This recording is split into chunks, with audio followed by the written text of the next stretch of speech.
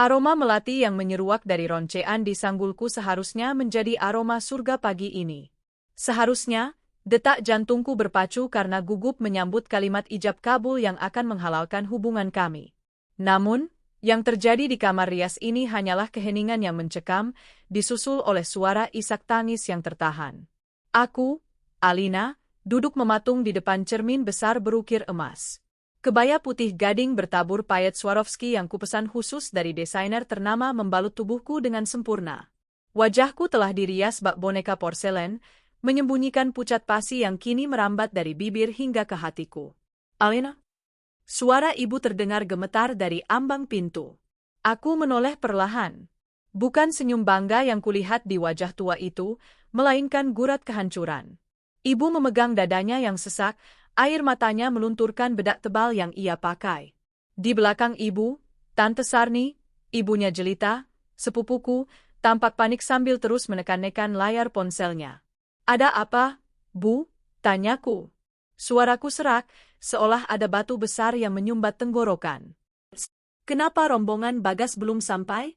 Penghulu sudah menunggu 10 menit, kan? Ibu berjalan mendekat, lalu bersimpuh di kakiku.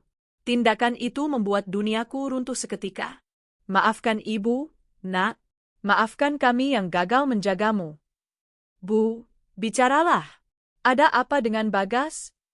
Aku mencengkeram bahu ibu, memintanya berdiri. Firasat buruk mulai merayapi tengkukku. Tante Sarni maju, wajahnya merah padam antara marah dan malu. Ia menyodorkan selembar kertas lusuh yang sepertinya diremas dengan kasar, juga sebuah ponsel yang menampilkan layar obrolan. Bagas tidak akan datang, Alina, ucap Tante Sarni dengan suara bergetar. Anak sialan itu, Jelita? Jelita juga tidak ada di kamarnya sejak subuh tadi. Aku merebut kertas itu. Tulisan tangan Bagas. Tulisan yang dulu sering menuliskan puisi cinta picisan untukku. Maafkan aku, Alina. Aku tidak bisa menikahimu. Aku sadar hatiku bukan untukmu. Aku pergi. Jangan cari aku. Aku memilih kebahagiaanku sendiri. Napasku tercekat. Aku beralih ke ponsel Tante Sarni. Itu adalah pesan terakhir dari Jelita kepada ibunya. Maafin Jelita. Jelita pergi sama Mas Bagas. Kami saling mencintai, Jelita hamil anak Mas Bagas. Kami nggak bisa biarin Mas Bagas nikah sama Mbak Alina. Tolong jangan cari kami. Dunia berputar. Lantai marmer yang dingin seolah berguncang hebat. Jelita? Sepupuku sendiri? Perempuan yang kemarin masih membantuku memilih warna bunga untuk dekorasi? Perempuan yang selalu mendengarkan curhatanku tentang persiapan pernikahan ini? Mereka bersandiwara selama ini? Hamil? Bisikku lirih. Rasanya lebih sakit daripada ditusuk ribuan jarum. Mereka selingkuh di belakangku, di depan mataku. Bapakmu pingsan di depan, Al, tangis ibu pecah. Tamu undangan sudah memenuhi gedung. Catering sudah siap, dekorasi sudah megah. Ya Tuhan, mau ditaruh di mana muka keluarga kita? Aku berdiri, tapi kakiku lemas. Aku jatuh terduduk kembali di kursi rias. Cermin memantulkan bayangan wanita paling menyedihkan di dunia. Riasan cantik ini terasa seperti topeng badut sekarang. Di luar sana, ratusan tamu menunggu. Teman-teman kantorku, relasi bisnis ayah, tetangga yang nyinyir. Berita ini akan menyebar lebih cepat daripada api. Mempelai pria kabur dengan sepupu mempelai wanita. Aku akan menjadi lelucon seumur hidup. Batalkan, ucapku kosong. Air mata mulai menetes, merusak riasan mata yang mahal itu. Suruh semua pulang. Bilang aku mati saja. Nggak bisa semudah itu, Alina. Tante Sarni berteriak histeris, rasa bersalah membuatnya agresif. Gedung ini kita sewa mahal. Harga diri keluarga besar kita dipertaruhkan. Kalau ini batal, bapakmu bisa kena serangan jantung lagi saat sadar nanti. Lalu tante mau aku menikah dengan hantu? Teriakku, meledakkan emosi yang sejak tadi kutahan. Aku melempar vas bunga di meja rias hingga pecah berkeping-keping. Anak tante yang membawa kabur calon suamiku. Darah daging tante sendiri yang menusukku. Keheningan menyergap kamar rias itu. Hanya ada suara napas kami yang memburu. Tiba-tiba, Pintu kamar Rias terbuka kasar. Om Burhan, adik ayah, masuk dengan wajah pucat. Penghulu mau pulang. Dia bilang dia punya jadwal lain. Para tamu mulai ribut. Mereka bertanya kenapa mempelai pria belum datang. Ada yang mulai merekam pakai HP. Aku menutup wajah dengan kedua tangan. Tuhan, cabut nyawaku sekarang. Di tengah keputusasaan itu, sebuah suara bariton yang tenang namun tegas terdengar dari arah pintu yang masih terbuka. Saya yang akan menikahinya. Semua kepala menoleh serentak. Di sana, berdiri seorang pria. Penampilannya sangat kontras dengan kemewahan gedung ini. Ia mengenakan kemeja batik yang warnanya sudah agak pudar, celana bahan hitam yang terlihat biasa saja, dan sepatu pantofel yang sedikit berdebu. Rambutnya hitam legam, ditata rapi meski tanpa gel rambut mahal. Aku menyipitkan mata yang basah. Aku mengenalnya. Dia Arkan, mantan pacar Jelita.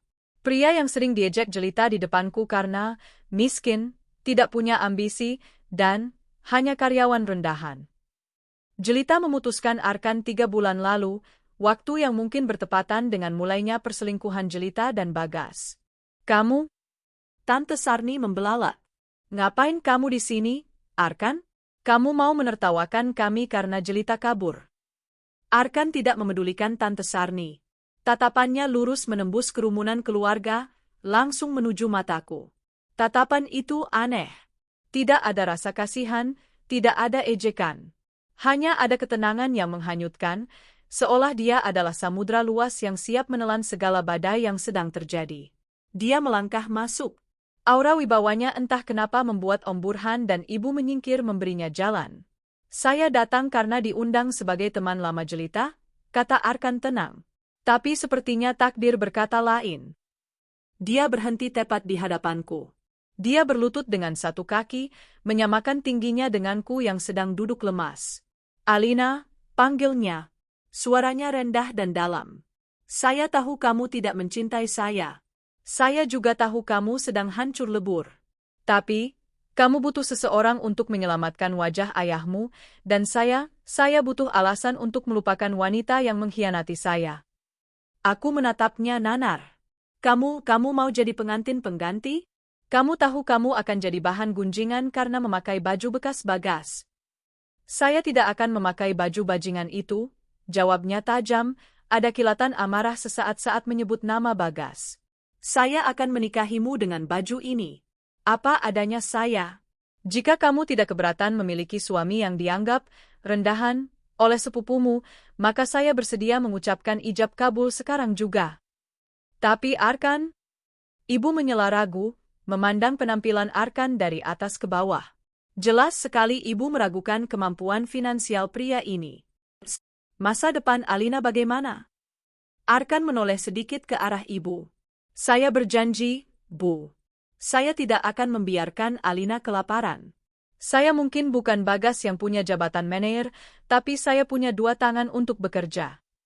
Aku melihat ke arah pintu, membayangkan ayah yang sedang terbaring lemah. Membayangkan bisik-bisik tetangga yang akan menghancurkan nama baik keluarga kami selama bertahun-tahun. Lalu aku melihat Arkan lagi. Pria yang disakiti oleh wanita yang sama yang menyakitiku. Ada solidaritas aneh di antara kami. Sesama korban yang dibuang demi nafsu sesaat. Baik, ucapku, mengejutkan diriku sendiri. Aku menghapus air mataku dengan kasar.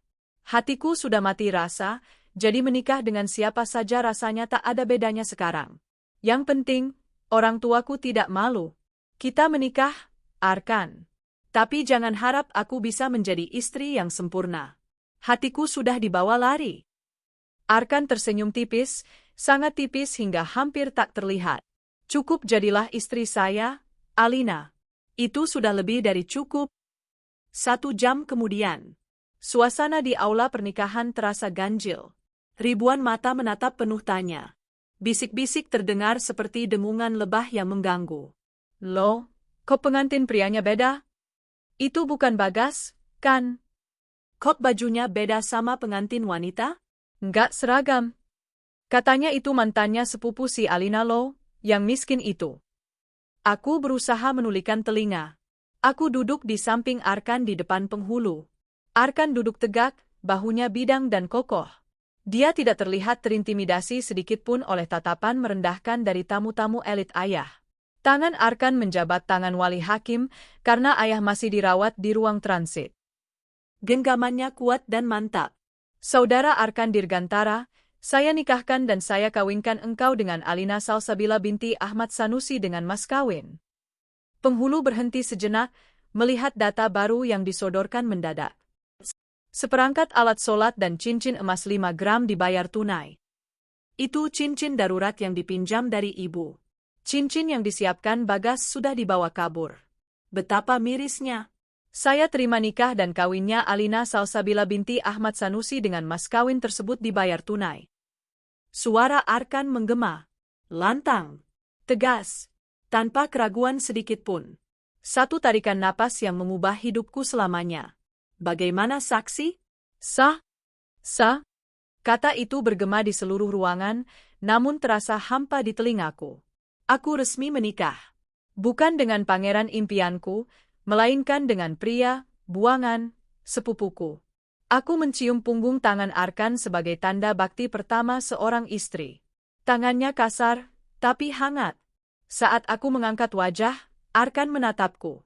Kali ini, aku melihat sesuatu di matanya. Sesuatu yang berkilat tajam dan penuh determinasi.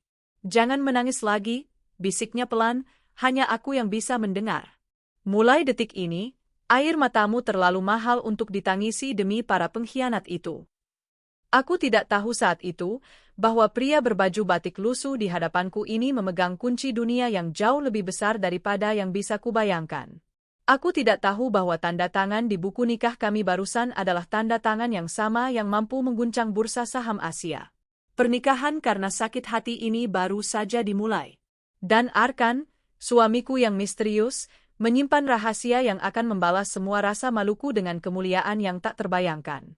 Bunyi klik dari kunci pintu yang diputar terasa seperti palu godam yang menghantam keheningan. Pintu kayu jati berukir itu tertutup rapat, memisahkan hiruk-pikuk sisa resepsi di luar dengan kecanggungan yang kini menyergap di dalam kamar pengantin.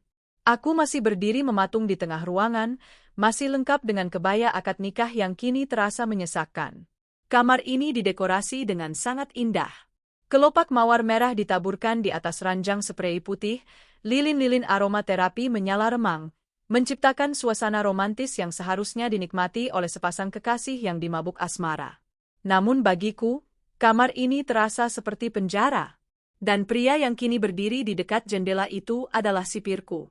Arkan melepas peci hitamnya dan meletakkannya di atas meja rias. Gerakannya tenang, terlalu tenang untuk seseorang yang baru saja menikahi wanita yang dicampakkan sepupunya sendiri. Dia memunggungiku, menatap ke arah halaman belakang gedung yang mulai gelap. Aku meremas ujung kebayaku. Rasa canggung ini membunuhku. Apa yang harus aku lakukan? Apa aku harus menyapanya? Apa aku harus melayaninya layaknya seorang istri? Pikiran itu membuat perutku mual. Bukan karena Arkan menjijikkan, tapi karena hatiku masih tertinggal pada bayangan Bagas, bajingan yang seharusnya ada di sini sekarang. Kamu tidak perlu berdiri terus di sana. Suara Arkan memecah keheningan, membuat bahuku tersentak kaget. Dia berbalik. Wajahnya datar, namun matanya menatapku dengan sorot yang sulit kuartikan. Dia sudah melepas kancing teratas kemeja batiknya, memperlihatkan sedikit kulit lehernya yang berkeringat. Duduklah. Kakimu pasti sakit pakai sepatu tinggi seharian, lanjutnya sambil menunjuk sofa di sudut kamar. Aku menelan ludah, lalu perlahan berjalan menuju sofa. Terima kasih, cicitku pelan. Keheningan kembali menyelimuti kami. Arkan berjalan menuju lemari, mengambil sebuah bantal dan selimut cadangan. Saya akan tidur di sofa, ucapnya tegas tanpa menatapku. Kamu bisa tidur di kasur. Tenang saja, saya tidak akan menyentuhmu. Saya tahu pernikahan ini bukan keinginanmu. Aku mengangkat wajah, menatapnya tak percaya. Ada rasa lega yang luar biasa, namun juga rasa bersalah yang menyelinap. Arkan, maafkan aku. Aku? Jangan minta maaf, potongnya cepat. Dia melempar bantal ke sofa, lalu duduk di ujungnya. Kamu korban di sini, Alina. Saya juga. Kita berdua cuma dua orang yang berusaha bertahan hidup dari rasa malu. Kata-katanya menohok. Benar, kami hanyalah 2 orang yang terbuang. Aku menunduk, menatap cincin emas 5 gram di jari manisku. Cincin darurat yang dipinjam dari ibu. Arkan, panggilku lirih. Kenapa kamu mau melakukan ini? Tante Sarni bilang kamu pengangguran. Kamu nggak punya apa-apa. Kenapa kamu mau menanggung beban punya istri sepertiku? Arkan terkekeh pelan, tawa yang terdengar sinis. Penganggurannya? Ya, begitulah kata ibunya jelita. Dia menatapku tajam. Apa kamu juga berpikir begitu? Bahwa kamu sial karena menikah dengan pria miskin seperti saya. Aku terdiam. Jujur, ada bagian kecil di hatiku yang merasa begitu. Aku wanita karir, punya gaji lumayan. Menikah dengan pria yang dianggap tidak punya masa depan oleh keluarga besarku adalah penurunan status sosial yang drastis. Aku nggak tahu, Arkan. Aku cuma bingung. Semuanya terjadi begitu cepat. Istirahatlah, Alina. Jangan pikirkan status saya dulu. Pikirkan saja bagaimana caramu menghadapi hari esok. Karena besok, perang yang sesungguhnya baru dimulai. Arkan membaringkan tubuhnya di sofa yang sempit itu, memunggungiku. Dia menarik selimut hingga sebatas dada, memberi isyarat bahwa pembicaraan malam ini sudah selesai. Aku menatap punggung lebar itu dengan perasaan campur aduk. Pria asing ini, suamiku, tidur meringkuk di sofa demi kenyamananku. Padahal dia berhak atas ranjang itu. Dia berhak atasku. Malam itu, aku menangis dalam diam di bawah selimut tebal, meratapi nasibku, sementara suamiku yang asing tertidur lelap, atau pura-pura tidur, hanya beberapa langkah dariku. Pagi harinya, perang yang dimaksud Arkan benar-benar terjadi. Aku terbangun oleh suara ribut-ribut di luar kamar. Mataku bengkak, kepalaku pening luar biasa. Saat aku menoleh, sofa sudah kosong. Selimut Arkan sudah terlipat rapi. Aku buru-buru mencuci muka dan keluar kamar. Di ruang tengah rumah orang tuaku, kami pulang ke rumah setelah resepsi, suasana tegang terasa mencekik. Di sana ada ayah yang duduk lemas di kursi roda, ibu yang sedang memijat kening, Tante Sarni yang berkacak pinggang, dan Om Burhan yang terlihat panik. Dan di sudut ruangan, berdiri Arkan, sedang memegang segelas teh hangat. Dia terlihat santai meski tatapan semua orang di ruangan itu seolah ingin menelannya hidup-hidup. Di hadapan mereka, berdiri seorang pria gemuk dengan wajah merah padam. Itu Pak Haji Rahmat, pemilik catering. Saya nggak mau tahu, Pak Sanusi, bentak Pak Haji Rahmat pada ayahku. Sisa tagihan 50 juta harus lunas hari ini. Katanya kemarin tunai setelah akad. Mana buktinya? Transferan dari Nak Bagas itu palsu. Buktinya kosong? Ya, ah? Ibu menangis. Pak Haji, tolong beri kami waktu. Bagas kabur membawa semua uang yang sudah kami setorkan ke dia.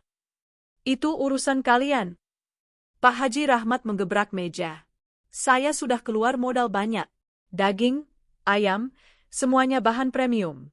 Kalau tidak dibayar sekarang, saya lapor polisi atas tuduhan penipuan. Laporin aja si Bagas, Pak. Jangan kami, teriak Tante Sarni tidak mau kalah. Anak saya juga korban, dia diculik sama laki-laki itu. Aku mendengus sinis dari ambang pintu. Diculik? Jelas-jelas pesan jelita bilang mereka saling mencintai. Tante Sarni masih saja menyangkal kelakuan bejat anaknya. Saya nggak peduli siapa yang bawa kabur. Yang tanda tangan kontrak itu Pak Sanusi. Pak Haji menunjuk wajah ayah. Ayah memegang dadanya, wajahnya memucat. Aku hendak berlari mendekat, tapi langkahku terhenti saat melihat Tante Sarni tiba-tiba menoleh ke arah Arkan. Heh? Kamu? Tante Sarni menunjuk Arkan dengan telunjuknya yang lentik. Kamu kan sekarang suaminya Alina. Kamu yang harus tanggung jawab. Jangan cuma numpang makan tidur di sini. Bayar tuh utang catering. Semua mata tertuju pada Arkan. Arkan meletakkan gelas tehnya perlahan. Wajahnya masih datar, tanpa ekspresi kaget atau takut. Tante, Arkan baru saja, aku mencoba membela, tapi Tante Sarni memotong. Diam kamu, Al. Biar suami barumu ini sadar diri. Dia kan sok jagoan kemarin mau nikahin kamu. Sekarang buktikan dong kalau dia laki-laki. Apa cuma modal dengkul doang? Tante Sarni tertawa mengejek. Oh iya lupa, Dia kan gembel yang dipungut jelita dulu. Mana punya duit 50 juta. 50 ribu aja mungkin ngutang. Hatiku panas mendengar hinaan itu. Aku melihat rahang Arkan mengeras, tapi dia tetap diam. Dia tidak membalas.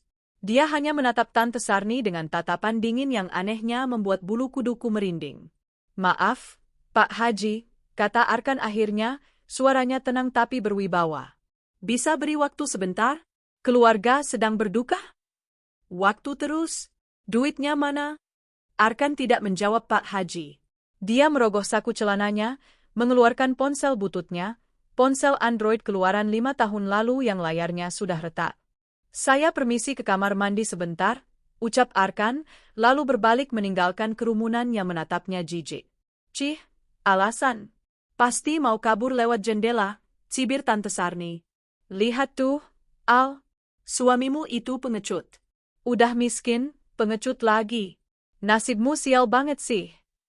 Aku menahan air mata. Malu, marah, kecewa, campur aduk. Aku mendekati ayah, memeluknya. Sabar, ya. Nanti Alina coba pinjam uang ke kantor. Alina ada tabungan sedikit.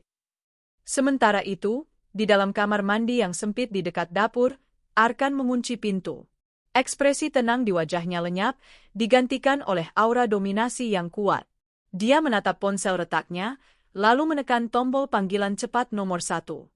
Halo, Tuan Arkan, terdengar suara hormat dari seberang sana. Itu suara Bimo, asisten pribadinya. Bimo, suara Arkan berubah, terdengar dingin dan memerintah, sangat berbeda dengan nada sopan yang ia gunakan pada Tante Sarni tadi. Cari tahu vendor catering, Rahmat Rasa, yang menangani pernikahan di Gedung Geraha Kencana hari ini. Rekening pemiliknya atas nama Rahmat Hidayat. Baik, Tuan. Apa yang harus saya lakukan? Transfer 50 juta. Sekarang. Dan tambahkan 20 juta lagi sebagai kompensasi keterlambatan dan uang tutup mulut, agar dia segera pergi dari rumah mertua saya. Siap laksanakan, Tuan. Atas nama siapa pengirimnya? Jangan sebut nama saya. Pakai nama samaran atau hamba Allah. Pastikan dia menerima uangnya dalam 2 menit. Baik, Tuan. Ada lagi? Lacak keberadaan Bagas dan Jelita. Aku ingin tahu di lubang tikus mana mereka bersembunyi. Jangan lakukan apa-apa dulu, cukup awasi. Aku ingin mereka menderita pelan-pelan. Dimengerti, Tuan? Arkan mematikan sambungan telepon. Dia menatap pantulan dirinya di cermin kamar mandi yang buram.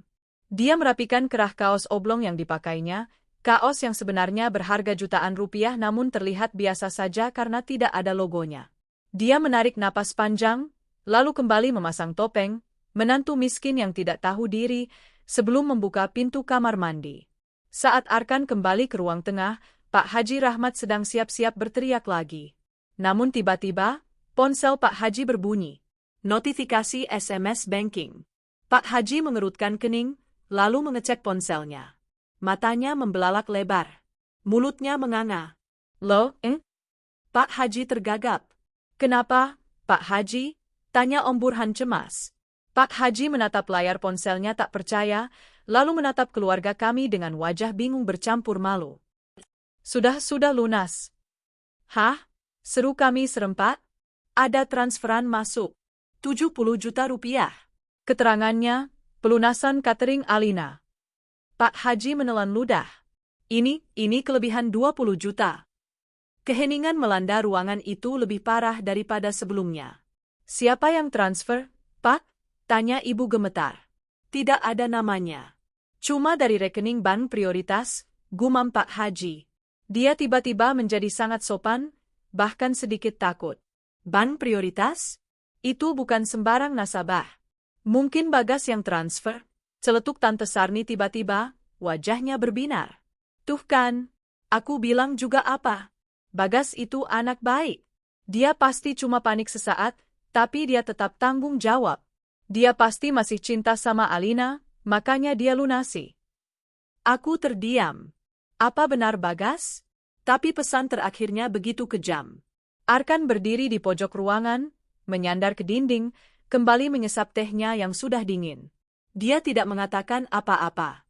Tidak ada yang melihat seringai tipis yang terbit di sudut bibirnya saat mendengar Tante Sarni memuji pengkhianat itu. Biarlah mereka berpikir bagas pahlawannya, pikir Arkan. Permainan baru saja dimulai. Dan dia tidak butuh pengakuan receh seperti ini.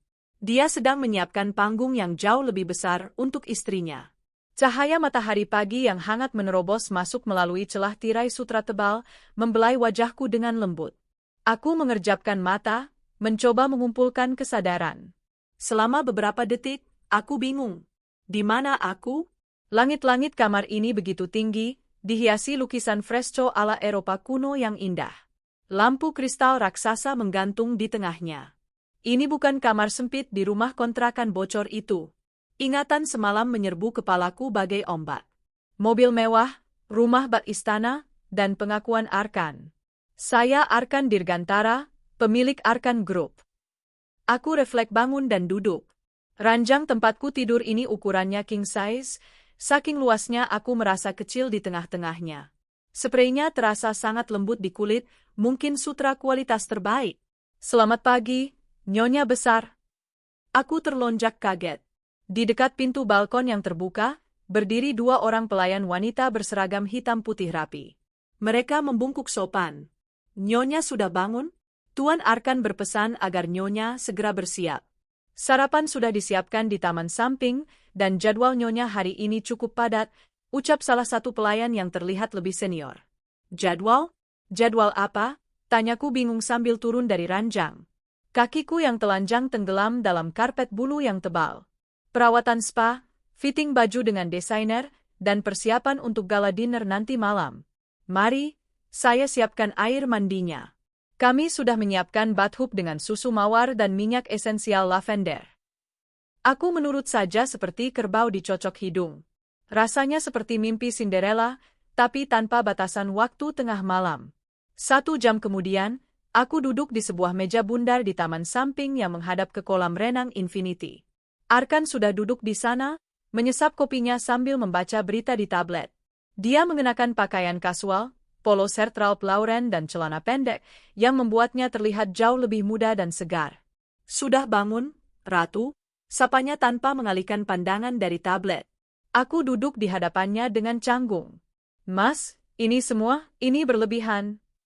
Arkan meletakkan tabletnya. Dia menatapku lekat. Makanlah. Roti croissant ini diterbangkan langsung dari chef Prancis kenalan saya.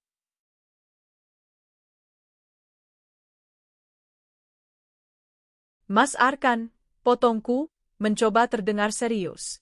Aku butuh penjelasan. Kenapa? Kenapa kamu menyembunyikan semua ini? Kenapa kamu membiarkan Tante Sarni menghinamu habis-habisan? Arkan menghela napas panjang. Dia meraih tanganku yang ada di atas meja, menggenggamnya erat. Dunia bisnis itu kejam, Alina. Banyak wanita mendekati saya hanya karena uang. Jelita salah satunya. Dulu saya mendekatinya dengan menyamar sebagai staf biasa untuk melihat ketulusannya. Hasilnya, dia membuang saya saat bertemu Bagas yang dia kira lebih mapan. Rahang Arkan mengeras saat menyebut nama mereka. Lalu kamu berbeda. Kamu menikahi saya saat kamu kira saya miskin. Kamu rela tidur di kontrakan bocor, makan nasi bungkus, dan tetap melayani saya dengan senyum. Itu cukup membuktikan bahwa kamu layak mendapatkan dunia saya. Arkan mengeluarkan sebuah kartu berwarna hitam pekat dari sakunya. Black Card. Kartu yang konon limitnya tak terbatas. Dia meletakkannya di tanganku. Ini untukmu. Pakailah. Beli apa saja yang kamu mau. Mulai hari ini, tugasmu hanya satu, bahagia. Buat semua orang yang pernah merendahkanmu menyesal sampai ke tulang sumsum. Aku menatap kartu itu dengan tangan gemetar. Aku nggak biasa hambur-hamburin uang, Mas. Belajarlah, senyum Arkan mengembang, kali ini penuh arti. Karena nanti malam, kamu akan mendampingi saya di acara gala dinner Asosiasi Pengusaha Indonesia. Semua orang penting akan ada di sana. Termasuk kolega-kolega ayahmu yang mungkin kemarin hadir di akad nikah kita. Nanti malam, aku panik. Tapi aku nggak punya baju bagus. Itulah gunanya jadwal hari ini. Sekarang habiskan sarapanmu. Tim stylist sudah menunggu. Hari itu berjalan sangat cepat dan melelahkan, tapi dengan cara yang menyenangkan. Aku diperlakukan bak boneka hidup. Rambutku dicerambat, kulitku di-scrub hingga bersinar, kuku-kukuku dipercantik. Sore harinya, seorang desainer terkenal datang membawa sebuah gaun. Gaun itu berwarna merah marun menyala, terbuat dari kain satin sutra yang jatuh sempurna memeluk tubuh. Modelnya off-shoulder, memperlihatkan bahu dan leher jenjangku, dengan belahan kaki yang cukup tinggi namun tetap elegan. Sempurna, gumam sang desainer saat aku keluar dari ruang ganti. Aku menatap pantulan diriku di cermin. Wanita di cermin itu terlihat asing. Dia bukan Alina yang menangis meraung-raung di kamar rias 3 hari lalu.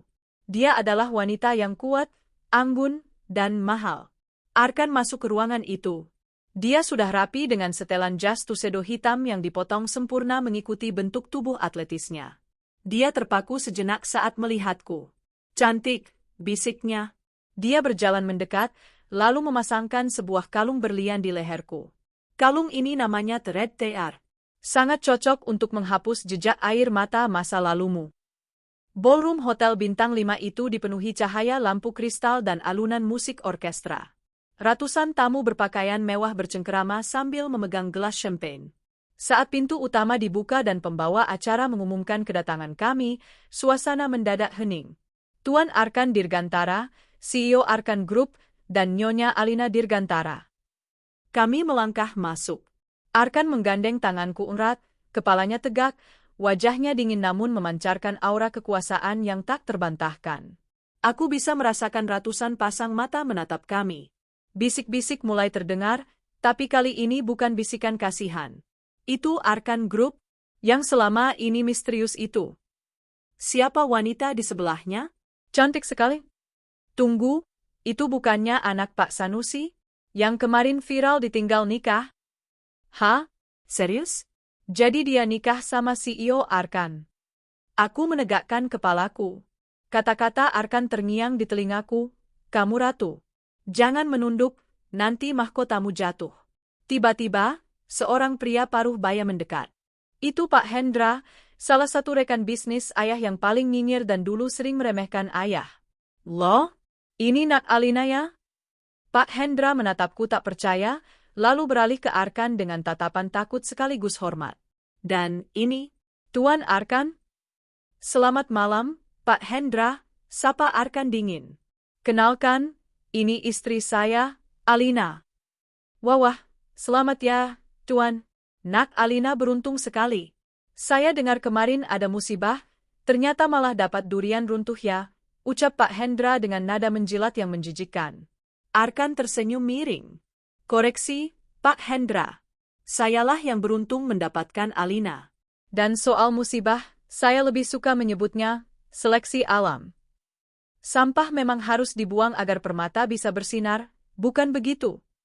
Wajah Pak Hendra pucat pasi. Sindiran Arkan telak sekali. Sepanjang malam itu, aku menjadi pusat perhatian. Arkan tidak membiarkan satu orang pun merendahkanku. Setiap kali ada ibu-ibu sosialita yang mencoba bertanya sinis tentang masa laluku, Arkan langsung memotong dengan pujian atau mengalihkan pembicaraan dengan cara yang membuat mereka mati kutu. Mas, bisikku saat kami berdansa pelan di tengah ruangan. Terima kasih. Untuk apa? Untuk membuatku merasa berharga lagi. Arkan menatap mataku dalam. Ini baru permulaan, Alina. Besok, seluruh Indonesia akan tahu siapa kamu. Dan berita ini pasti akan sampai ke telinga sepupumu yang malang itu. Benar saja. Di sebuah warung makan pinggir jalan di daerah Garut, Bagas dan Jelita sedang makan nasi goreng dengan lahap. Uang mereka semakin menipis. Mereka kabur berpindah-pindah kota karena takut dilacak. Di pojok warung, sebuah televisi tabung menyiarkan berita infotainment. Berita heboh malam ini. CEO muda nan misterius, Arkan Dirgantara, akhirnya go public dengan menggandeng sang istri yang cantik jelita di acara gala dinner semalam. Diketahui sang istri bernama Alina Salsabila. Pernikahan mereka digelar tertutup beberapa hari lalu. Layar TV menampilkan close-up wajahku yang sedang tersenyum anggun dalam balutan gaun merah, dengan Arkan yang merangkul pinggangku mesra. Kilatan blitz kamera membuat kami terlihat seperti pasangan kerajaan. Prang! Sendok di tangan Jelita jatuh ke piring. Matanya melotot nyaris keluar. Nasi goreng di mulutnya tak tertelan. Itu Mas Arkan, gagap Jelita, wajahnya memucat. Dan, Bak Alina? Bagas ikut terpaku. Dia melihat sosok Arkan di TV, jas mahal, jam tangan Rolex, dan aura kekayaan yang menyilaukan. Arkan, gumam Bagas tak percaya. Mantan pacarmu yang gembel itu. Dia sih. Jelita gemetar. Rasa sesal yang amat sangat mulai merayapi dadanya. Dia membuang Arkan demi Bagas yang kini cuma buronan utang catering. Sementara Alina yang dia hianati kini menjadi istri dari pria yang ternyata memiliki segalanya. Sialan, umpat Bagas. Kita dibodohi. Mereka pasti sengaja. Di layar TV, presenter berita melanjutkan kalimatnya. Menurut majalah Forbes, kekayaan Arkan Dirgantara ditaksir mencapai 50 triliun rupiah. Jelita lemas. Air matanya menetes. Bukan air mata haru, tapi air mata keserakahan yang terluka. Harusnya aku yang di sana? Lirih Jelita. Harusnya aku yang jadi Nyonya Arkan? Tapi semua sudah terlambat. Sang ratu sudah duduk. Angin malam yang dingin menusuk tulang di pinggiran kota Garut. Suara knalpot bising dan teriakan pedagang asongan menjadi latar belakang yang memuakkan bagi Jelita malam itu. Namun, semua kebisingan itu seolah lenyap, digantikan oleh dengungan memekakkan di telinganya setelah melihat berita di televisi warung tadi. Jalan.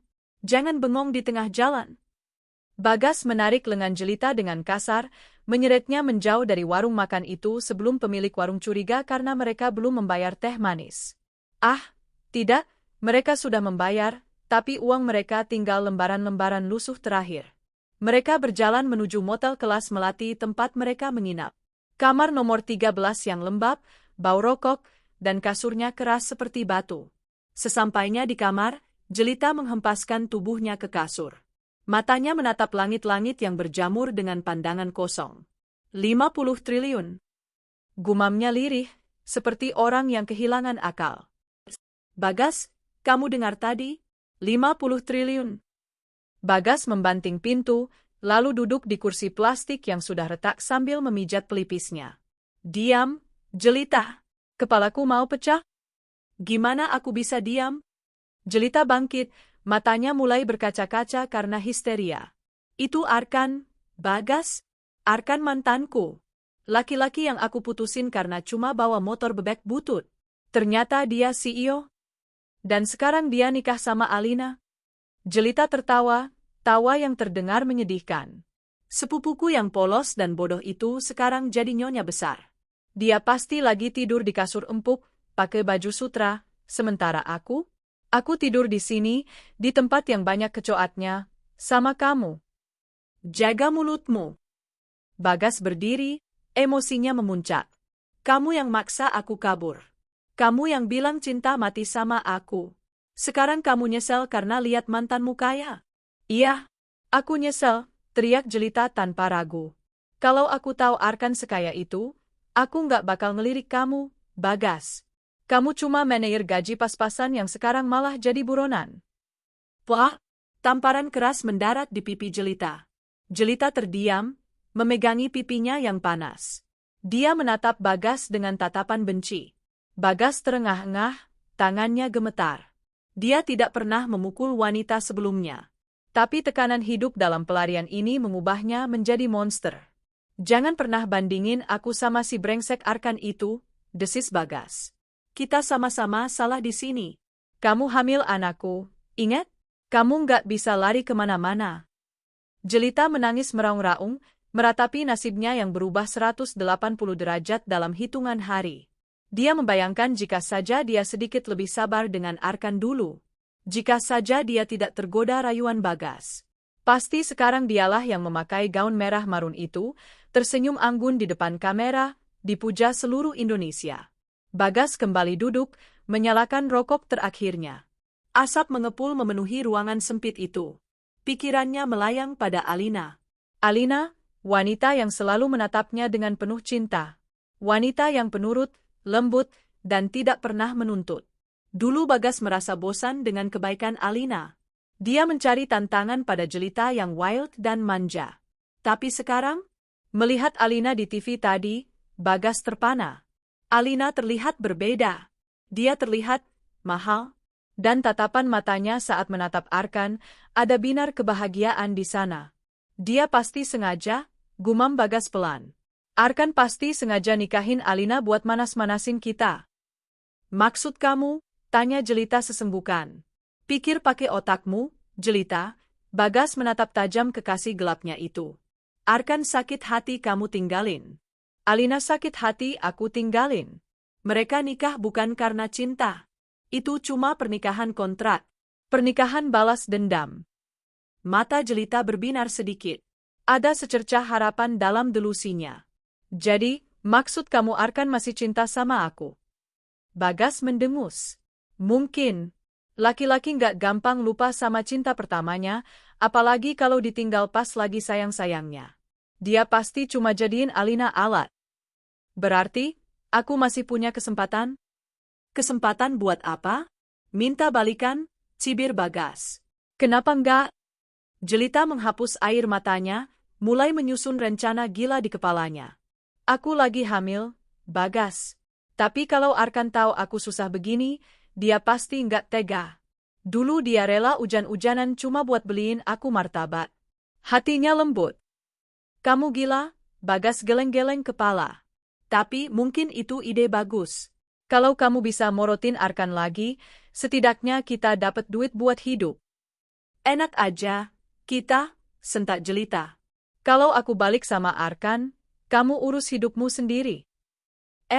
Jangan lupa ya, di perutmu itu ada anakku, ancam Bagas. Kalau kamu macam-macam, aku bakal sebarin ke media kalau anak yang dikandung, calon istri CEO, itu anak haram. Malam itu, di kamar motel yang pengap, dua pengkhianat itu saling menyusun rencana licik, didorong oleh keserakahan dan delusi yang semakin parah. Mereka tidak sadar bahwa lawan mereka bukan lagi Arkan si karyawan rendahan atau Alina si gadis polos. Lawan mereka adalah hiu dan paus di samudra yang siap menelan teri seperti mereka. Keesokan harinya, di Menschaffen Arkan. Alina sedang duduk santai di ruang keluarga, memangku laptop barunya. Dia sedang membaca komentar-komentar netizen di akun gosip yang memposting foto pernikahannya. Gila, cantiknya natural banget. Nggak kayak pelakor-pelakor jamet.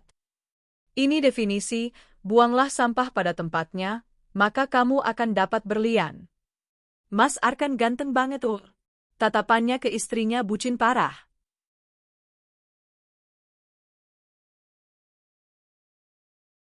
Alina tersenyum kecil. Hatinya menghangat.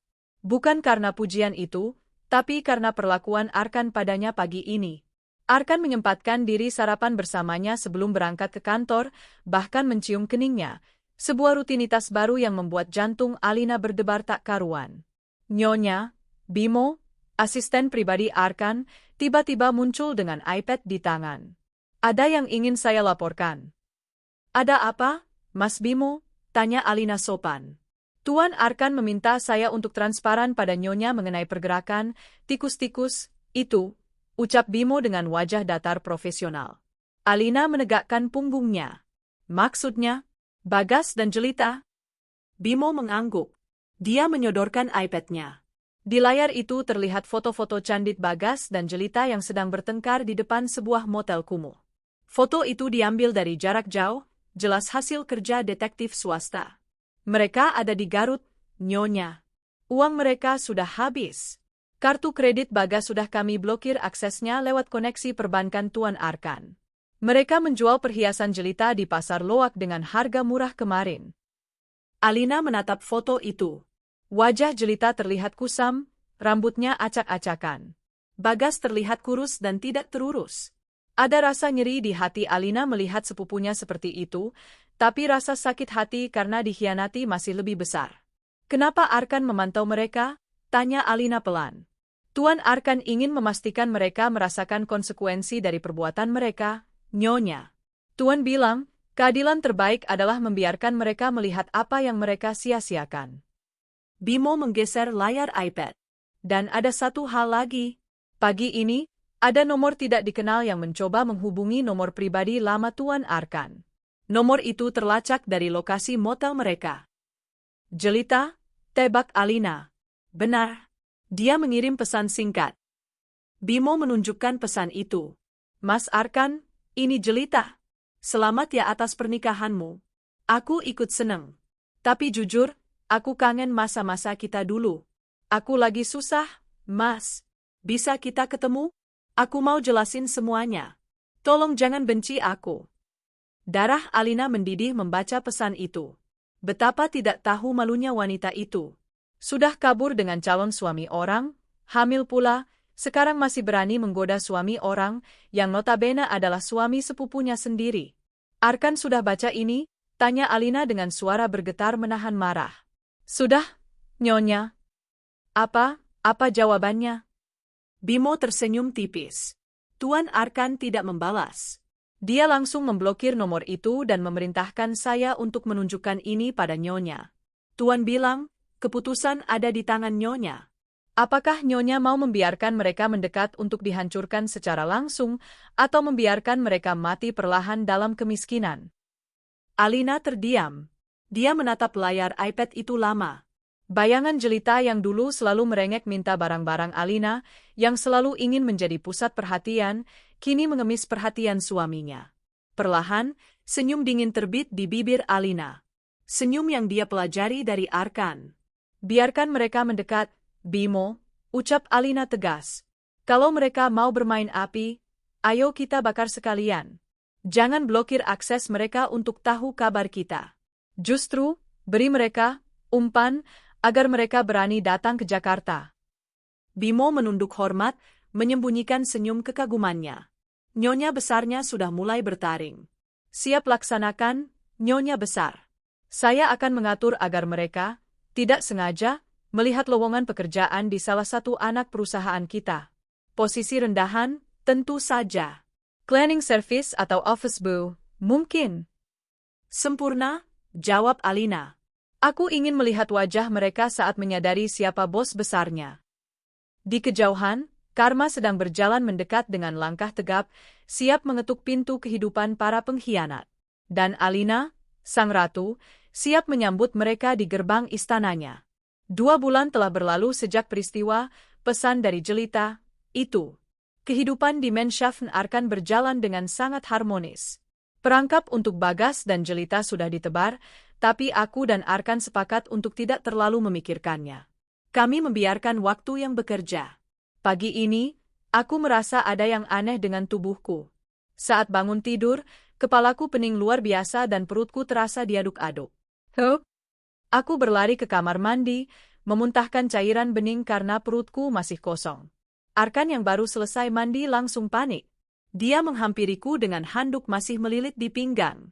Alina, kamu kenapa? Sakit? Wajahnya pucat karena khawatir. Dia memijat tengkukku dengan lembut. Enggak tahu, Mas, mual banget. Rintihku sambil membasuh mulut di wastafel. Arkan langsung menggendongku ala bridal style kembali ke kasur. Kita ke dokter sekarang. Aku panggil Dokter Wijaya. Mas, enggak usah berlebihan. Mungkin cuma masuk angin, tolakku lemah. Enggak ada bantahan, ucapnya tegas sambil menyelimutiku. Bimo, siapkan mobil, teriaknya ke arah interkom. Rumah sakit VVIP Arkan Medica. Aku baru tahu kalau rumah sakit termewah di Jakarta ini juga milik suamiku. Kami masuk lewat pintu khusus direksi, langsung disambut oleh tim dokter terbaik. Setelah serangkaian pemeriksaan, Dokter Wijaya, seorang dokter kandungan senior, tersenyum lebar pada kami. Selamat, Tuan Arkan. Nyonya Alina positif hamil. Usia kandungannya sudah 6 minggu. Ruangan itu hening sejenak. Aku ternganga tak percaya. Tanganku refleks menyentuh perut datarku. Ada kehidupan di sini? Aku menoleh ke arah Arkan. Reaksinya di luar dugaan. Sang CEO yang biasanya dingin dan berwibawa itu, matanya berkaca-kaca. Dia menatapku, lalu menatap perutku, lalu menatapku lagi seolah aku adalah makhluk paling berharga di alam semesta. Hamil? Suaranya serak. Aku akan jadi ayah. Dokter Wijaya mengangguk. Ya, Tuan. dan kondisinya sangat sehat.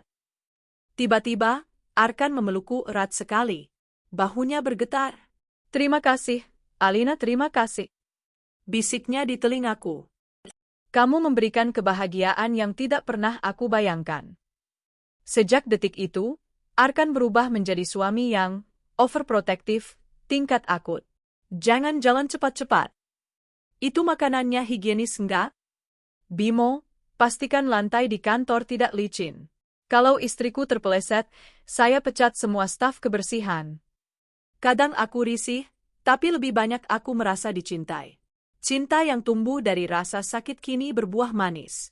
Kabar kehamilanku menyebar dengan cepat. Tentu saja, karena Arkan mengadakan syukuran kecil-kecilan dengan menyumbang ke 5 panti asuhan sekaligus. Sore harinya, saat aku sedang bersantai di taman belakang, seorang pelayan memberitahu bahwa ada tamu. Siapa, Mbak? Keluarga Bapak Sanusi, Nyonya. Ada orang tua Nyonya, dan ada Ibu Sarni juga. Hatiku mencelos mendengar nama Tante Sarni. Sejak pernikahan itu, aku memang jarang berkomunikasi dengan Tante Sarni. Aku tahu dia malu setengah mati karena kelakuan anaknya, tapi rasa gengsinya masih tinggi. Suruh masuk, kataku. Tak lama kemudian, ayah, yang sudah sehat dan bisa jalan pakai tongkat, dan ibu masuk dengan wajah sumringah. Mereka langsung memelukku. Selamat ya, nak. Cucu pertama ibu, seru ibu bahagia. Di belakang mereka, Tante Sarni berdiri canggung. Dia membawa rantang makanan. Penampilannya tidak semewah dulu. Tasnya bukan lagi Hermes, mungkin KW, tapi tas biasa. Wajahnya terlihat lebih tua dan lelah. Alna? Sapa Tante Sarni pelan. Tante bawain rujak serut kesukaan kamu. Tante bikin sendiri loh, nanasnya manis. Aku menatap rantang itu, lalu menatap mata Tante Sarni. Tidak ada lagi tatapan angku di sana. Yang ada hanya tatapan memelas dan penuh harap. Makasih, Tante, jawabku singkat. Kami duduk mengobrol. Tante Sarni lebih banyak diam, sesekali menimpal dengan pujian yang terdengar dipaksakan untuk Arkan. Nak, Arkan hebat ya sekarang, rumahnya besar banget, puji Tante Sarni sambil melihat sekeliling dengan mata ijo. Pasti butuh banyak karyawan ya buat ngurus ini semua. Arkan yang duduk di sampingku sambil mengelus tanganku, hanya tersenyum tipis. Lumayan, Tante. Tiba-tiba, Tante Sarni berlutut di depan Arkan. Sarni? Apa-apaan kamu? Bentak ayah kaget. Tante Sarni menangis. Arkan? Alina tolong Tante. Om Burhan di PHK dari kantornya. Katanya ada efisiensi. Sekarang kami nggak punya pemasukan. Utang Tante di mana-mana gara-gara nutupin aib si jelita dulu. Tante mohon, Arkan kamu kan kaya raya. Tolong kasih kerjaan buat Om Burhan. Apa aja deh. Jadi satpam juga nggak apa-apa. Asal kami bisa makan. Aku tertegun. Tante Sarni yang dulu menghina Arkan, pengangguran miskin, kini berlutut mengemis pekerjaan pada pria yang sama. Karma itu nyata, dan dia datang lebih cepat dari paket kilat. Arkan menatap Tante Sarni datar. Dia tidak menyuruhnya berdiri. Berdiri, Tante. Tidak pantas orang tua berlutut begitu, ucap Arkan dingin. Tante Sarni berdiri sambil sesenggukan. Maafin mulut Tante dulu ya, Arkan. Tante hilaf. Tante matre. Tante nyesal. Arkan menghela napas. Dia menatapku, meminta persetujuan lewat mata. Aku mengangguk pelan. Bagaimanapun, dia adik ayah. Aku tidak mau ayah sedih melihat adiknya menderita. Baik, kata Arkan. Saya akan beri Om Burhan posisi di bagian logistik gudang. Gajinya UMR plus tunjangan. Tidak ada perlakuan khusus. Kalau kerjanya jelek, akan saya pecat profesional. Alhamdulillah. Makasih Arkan. Makasih. Tante Sarni hendak mencium tangan Arkan, tapi Arkan menarik tangannya sopan. Tapi ada syaratnya, potong Arkan tajam. Tante Sarni terdiam. Apa itu? Jangan pernah sebut nama jelita atau Bagas di rumah ini. Bagi saya, mereka sudah mati. Dan satu lagi, jangan pernah berharap saya akan melunasi utang-utang gaya hidup Tante. Saya hanya memberi kail, bukan ikan. Iya, Tante janji. Melihat Tante Sarni yang dulu sombong kini tunduk tak berkutik, aku merasa lega sekaligus kasihan. Arkan benar-benar tahu cara membalas dendam dengan elegan.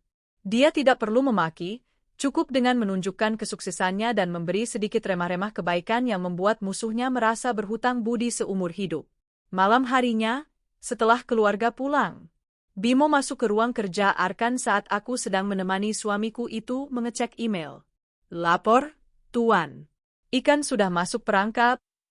Jelaskan, perintah Arkan tanpa menoleh. Bagas dan Jelita sudah melamar pekerjaan di PT Cipta Karya, anak perusahaan kita yang bergerak di bidang cleaning service dan maintenance gedung. Mereka menggunakan ijazah SMA karena ijazah sarjana Bagas ditahan di perusahaan lama akibat kasus penggelapan uang. Aku terkejut. Bagas jadi OB? Benar, Nyonya. Dan Jelita melamar sebagai staf pantry.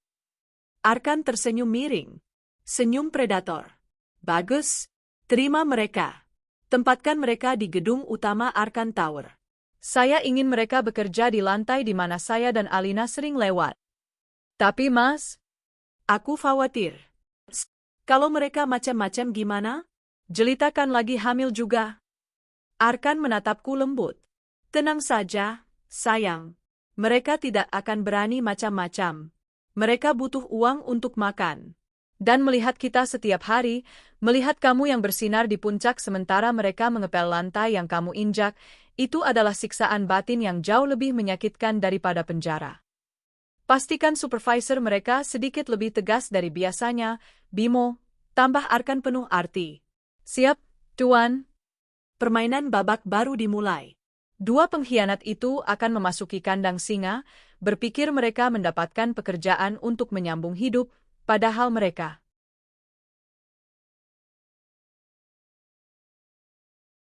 sedang melangkah masuk ke dalam neraka dunia yang diciptakan khusus untuk mereka.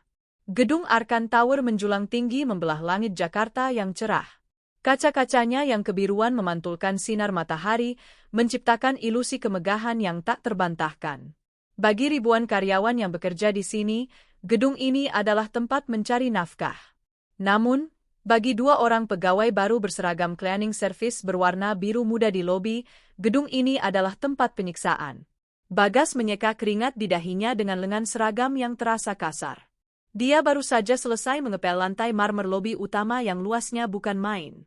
Pinggangnya sakit, tangannya yang dulu terbiasa memegang pulpen dan mengetik di laptop kini melepuh karena memegang gagang pel.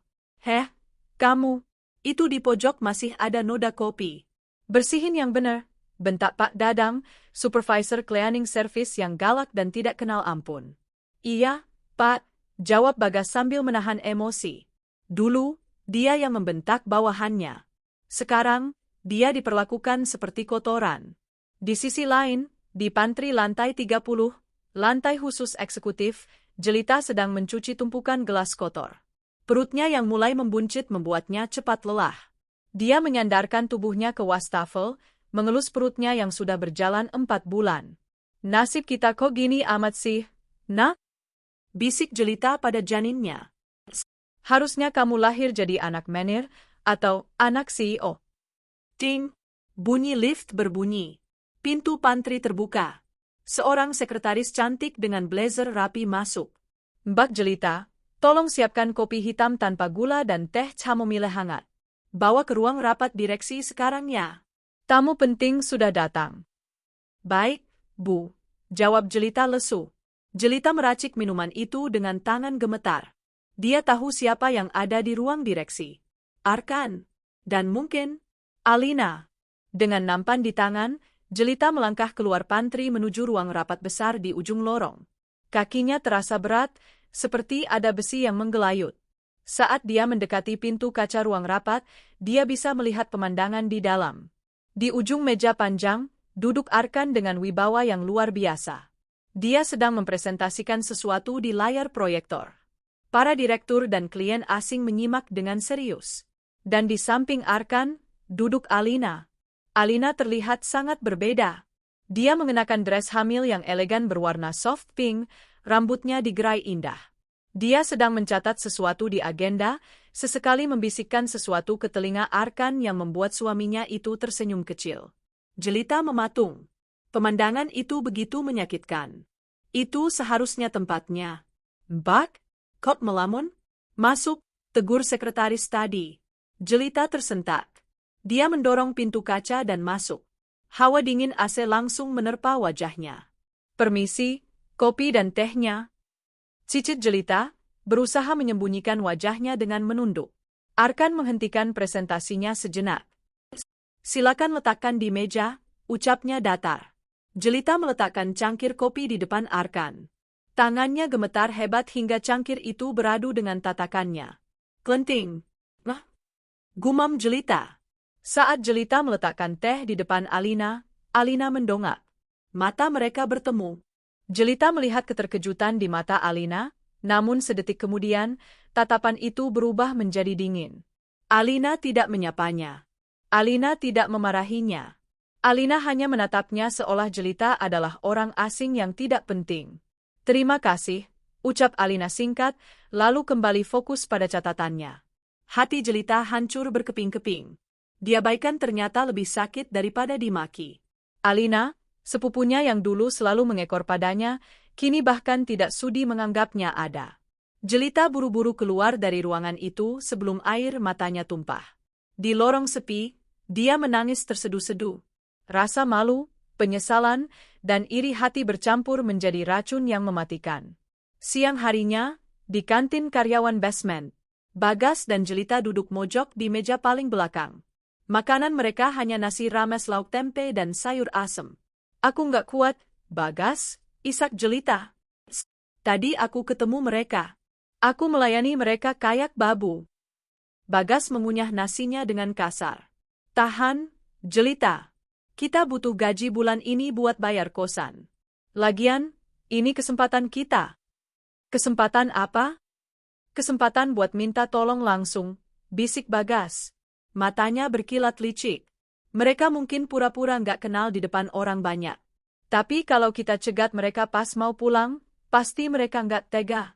Apalagi kamu hamil, sepupunya sendiri. Kamu yakin? Yakin. Alina itu hatinya lembek. Kalau kamu nangis-nangis di kakinya, dia pasti luluh. Minimal dia bakal kasih kita uang pesangon gede biar kita pergi Jogja. Rencana itu terdengar menyedihkan, tapi itulah satu-satunya harapan mereka. Mengemis pada orang yang mereka khianati. Sore harinya, jam pulang kantor. Lobi Arkan Tower sangat ramai. Karyawan berlalu lalang menuju pintu keluar. Di area VIP drop-off, sebuah mobil Rolls-Royce hitam mengkilap sudah menunggu. Bagas dan Jelita bersembunyi di balik pilar besar, menunggu target mereka. Tak lama kemudian, lift khusus VIP terbuka. Arkan dan Alina keluar, dikawal oleh Bimo dan 2 orang bodyguard. Arkan menggandeng tangan Alina dengan protektif. Mereka terlihat seperti pasangan selebriti yang sedang dikerubungi wartawan imajiner. Sekarang, bisik Bagas. Mereka berdua lari menerobos kerumunan karyawan, menuju ke arah Arkan dan Alina. Alina, Arkan, teriak Jelita. Para bodyguard sigap menghalang, tapi Bagas nekat menerobos dan bersujud di lantai marmer, tepat di depan sepatu mahal Arkan. Jelita ikut menjatuhkan diri, menangis histeris. Alina, tolong kami. Al, raung Jelita. Kami salah. Kami minta ampun. Tolong jangan siksa kami kayak gini. Suasana lobi mendadak hening. Semua karyawan berhenti berjalan. Bisik-bisik mulai terdengar. Adegan drama ini menjadi tontonan gratis yang menarik. Arkan berhenti melangkah. Wajahnya datar, tidak ada emosi. Dia menatap Bagas yang bersujud di kakinya dengan tatapan jijik. Siapa yang mengizinkan cleaning service membuat keributan di lobi VIP? Suara Arkan tenang namun menggema, membuat nyali siapa saja ciut. Mas Arkan, ini aku, Bagas. Bagas mendongak, wajahnya penuh air mata buaya. Mantan, temanmu. Tolong kami, Mas. Kami sudah nggak punya apa-apa. Jelita hamil, Mas. Kasihanilah kami. Alina menatap sepupunya yang sedang menangis di lantai. Jelita yang dulu selalu tampil modis, kini mengenakan seragam kebesaran yang kumal, wajahnya tanpa make-up dan terlihat tua. Alina? Jelita merangkak mendekati kaki Alina. Maafin aku, Al.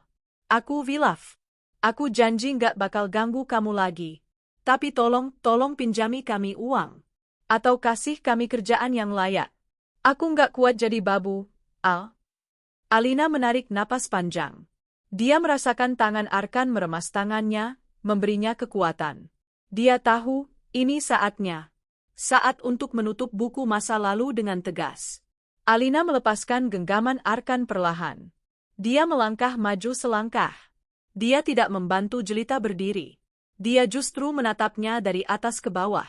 Kerjaan yang layak, ulang Alina, suaranya tenang tapi tajam. Bukankah pekerjaan kalian sekarang sudah sangat layak? Kalian bekerja keras, memeras keringat, mendapatkan uang halal. Apa yang salah? Tapi Al, kami sarjana. Masa kami jadi tukang pel? Protes Bagas. Sarjana yang tidak punya integritas tidak lebih berharga daripada lulusan SD yang jujur, Bagas, balas Alina telak. Kalian mencuri uang catering ayahku. Kalian kabur di hari pernikahanku. Kalian mempermalukan keluargaku di hadapan ribuan orang. Dan sekarang, Alina menunjuk wajah Bagas, kamu berani minta pekerjaan layak. Kami nyesel, Al. Penyesalan kalian datang karena kalian susah. Potong Arkan dingin. Kalau kalian hidup enak sekarang, apa kalian akan ingat untuk minta maaf pada Alina? Tidak, kan? Arkan memberi isyarat pada Bimo. Bimo maju membawa sebuah amplop coklat tebal. Ini, Arkan melempar amplop itu ke lantai, tepat di depan wajah Bagas. Di dalamnya ada tiket bus satu arah ke Sumatera dan uang saku secukupnya untuk hidup 1 bulan. Pergi dari Jakarta. Jangan pernah injakkan kaki kalian di kota ini lagi. Dan jangan pernah muncul di hadapan istri saya lagi. Kalau saya melihat kalian dalam radius 1 kilometer dari Alina, saya pastikan kalian akan mendekam di penjara atas kasus penggelapan uang catering dan pencemaran nama baik. Bagas memungut amplop itu dengan tangan gemetar. Ini pengusiran. Pengusiran halus namun mematikan. Tapi, anakku? Isak Jelita. Urus anakmu dengan benar, kata Alina. Dia menatap perut Jelita sekilas. Ajari dia arti kesetiaan dan kejujuran, supaya dia tidak tumbuh menjadi pengkhianat seperti orang tuanya. Setelah mengucapkan kalimat pamungkas itu, Alina berbalik. Dia menggandeng lengan Arkan lagi. Ayo pulang, Mas. Aku lelah, ucapnya manja. Ayo, sayang. Mereka berdua berjalan menuju mobil mewah itu, meninggalkan Bagas dan Jelita yang masih bersimpu di lantai, ditonton oleh ratusan karyawan yang menatap mereka dengan tatapan mencemooh.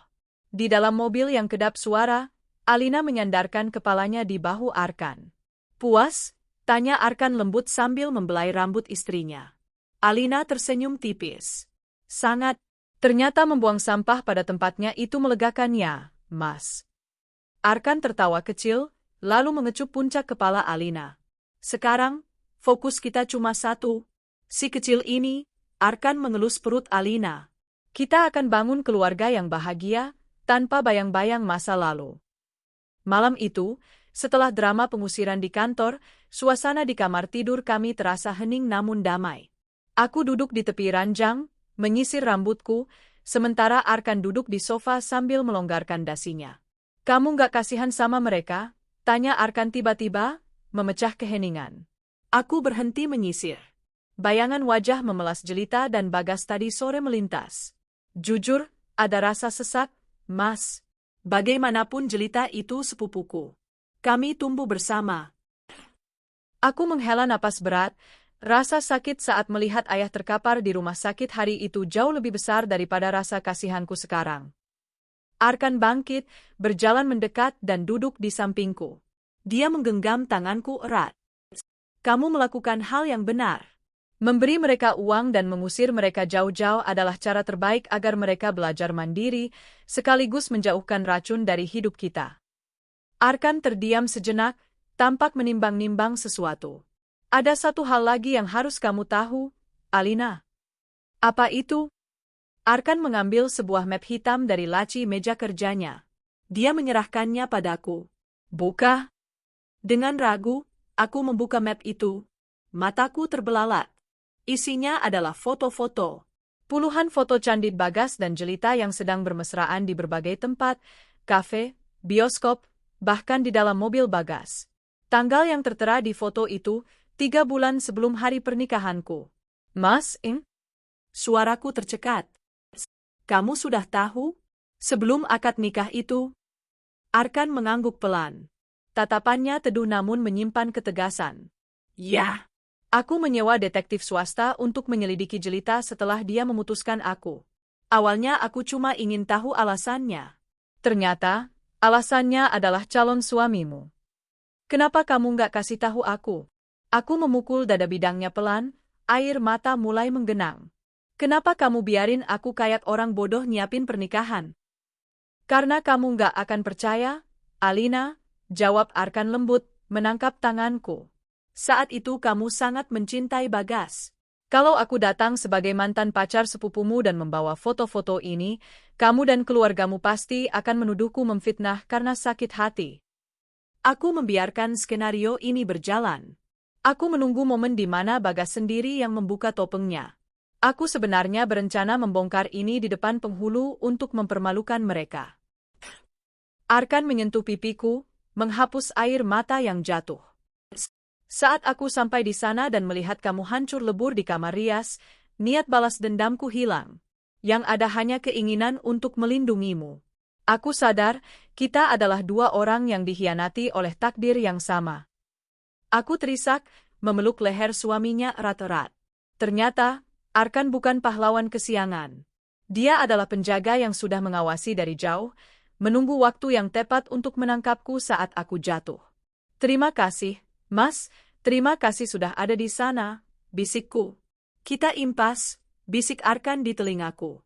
Kamu menyelamatkan aku dari rasa sakit hati, dan aku menyelamatkan kamu dari rasa malu.